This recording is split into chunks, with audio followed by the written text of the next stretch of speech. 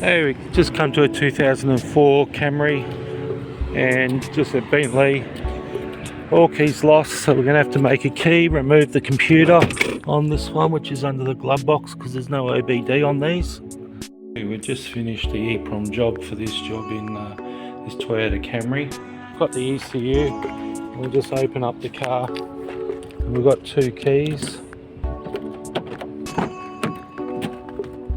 So we'll plug this ECU in and see if she starts.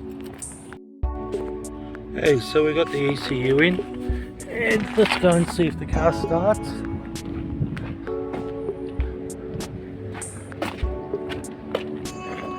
Put the glove box back there now. And there we have it.